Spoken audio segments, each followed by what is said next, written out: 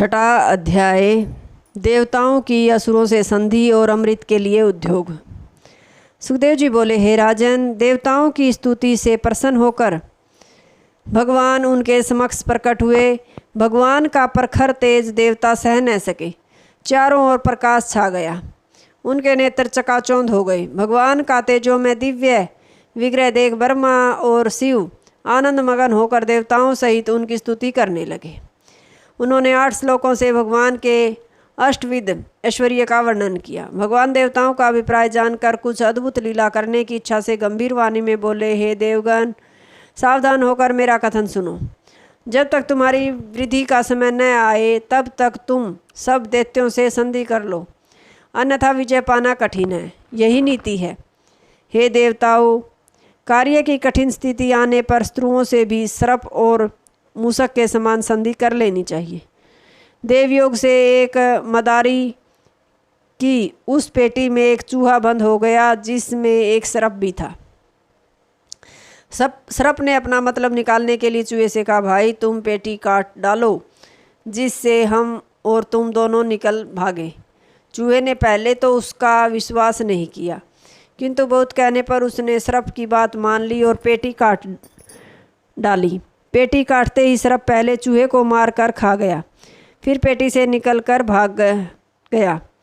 समुद्र मंथन द्वारा अमृत प्राप्त करने का प्रयत्न होना चाहिए। मंदराचल को मथानी, सर्पराज वासुकी को रस्सी बनाकर समुद्र मंथन किया जाए। तुम लोग अमृत पीकर शक्ति संपन्न हो सकोगे और असुर केवल क्लेश भोगी ही रहेंगे। दैत्य जो कुछ चाहें तुम उससे स्वीकार कर लेना, विवाद ना करना। समुद्र से पहले विष निकलेगा, उससे भयभीत न होना। सुखदेव जी बोले, हे राजन, यह कहकर भगवान अंतर ध्यान हो गए। ब्रह्मा जी, शिव जी आदि देवता भी अपने अपने स्थानों को चले गए। इंद्र ने भगवान के आदेश से राजा बलि के निकट जाकर बड़ी मधुर वाणी से संधि का प्रस्ताव रखा और अमृत प्राप्ति के लिए समुद्र मंथन का सुझाव दिया। बलि प्रभृति सभी दैत्यों ने दोनों ही प्रस्ताव स्वीकार कर लिए और सब की आपस में संधि हो गई। सभी ने मिलकर मथानी के लिए मंदराचल को उखाड़ा और उसे समुद्र तट पर ले जाने लगे। मार्ग में उसके भार से सब श्रांत हो गए और उनके कंधों से पर्वत बीच में ही गिर पड़ा, जिससे बहुत से सुर असुर विचूर्ण हो गए। यह देखकर भगवान ने तत्क्षण वहाँ प्रकट हो अपनी अमृतमयी दृष्टि से सबको जीवित कर दिया। अनंतर भगवान ने एक हाथ से पर्वत को उठाकर गरुड़ पर रखा और समुद्र तट पर ले गए। वहाँ पहुँचने पर गरुड़ जी को अन्यत्र भेज दिया, क्योंकि वहाँ उनके अस्तित्व में वासुकी का आना संभव न था। अष्टम स्कंद का छठा अध्याय समाप्त। 7वां अध्याय समुद्र मंथन तथा रुद्र द्वारा विषपान। सुखदेव जी बोले, हे राजन, तदंतर सुर और असुरों ने वासुकी के पास जाकर कहा, हे नागराज, हम लोग अमृत प्राप्ति के लिए समुद्र मंथन का विचार कर रहे हैं। आप मथानी की रस्सी बनकर हमारी सहायता करें। अमृत प्राप्ति होने पर उसमें आपको भी भाग दिया जाएगा। वासुकी ने उनकी बात स्वीकार कर ली और आकर मंदराचल के बीच में लिपट गए। भगवान श्री हरि ने देवताओं के साथ वासुकी के मुख की ओर का बड़ा भाग पकड़ लिया। यह बात दैत्यों को अच्छी न लगी। वे बोले, हम सब उत्तम कुल में उत्पन्न हुए हैं, वेद का स्वाध्याय करने वाले हैं एवं वीरता में विख्यात हैं। हम सर्प के अमंगल अंग पूंछ को नहीं पकड़ेंगे। यह कहकर वे चुपचाप एक ओर खड़े हो गए। यह देखकर भगवान ने मुस्कुराकर देवताओं के साथ वासुकी का मुख भाग छोड़ दिया और पूंछ पकड़ ली। असुरों ने प्रसन्न होकर उसका मुख पकड़ लिया। इस प्रकार दोनों दलों ने मिलकर समुद्र का मंथन आरंभ किया। नीचे आधार न होने के कारण मथते समय वह पर्वत जल में धंसने लगा। यह देखकर सबके मुख पर उदासी छा गई। भगवान ने इसे गणेश जी का विघ्न जानकर मन से उनका स्मरण किया और तत्क्षण कच्छप रूप धारण कर अपनी पीठ पर पर्वत रख लिया। कच्छप भगवान की 1 लक्ष योजन चौड़ी पीठ एक दूसरे द्वीप के सदृश मालूम पड़ती थी। पर्वत को उठा हुआ देखकर वे सब अत्यंत प्रसन्न हुए और पुनः बड़े उत्साह से समुद्र का मंथन करने लगे।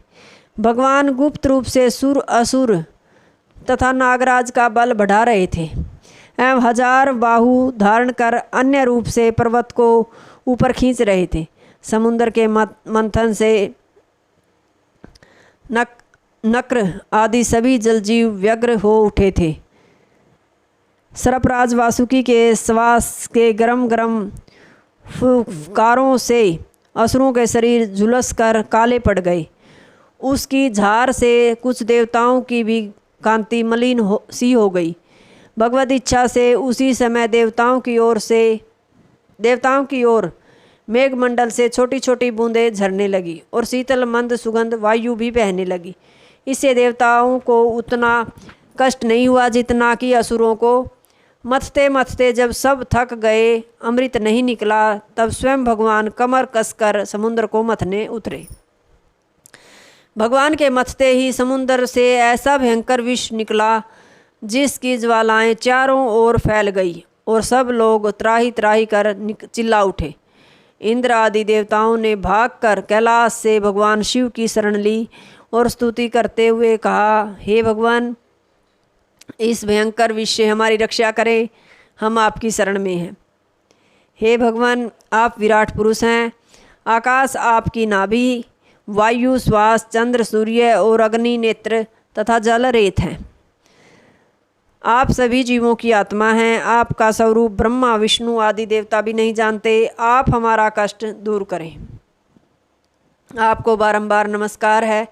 सुखदेव जी कहते हैं, राजन, भगवान शिव ने देवताओं का संकट देख पार्वती जी की सम्मति से वह फैला हुआ विष योग द्वारा अपनी हथेली पर रखकर पी लिया। विषपान से भगवान शंकर जी का कंठ नीला पड़ गया, जो उनका भूषण बन गया।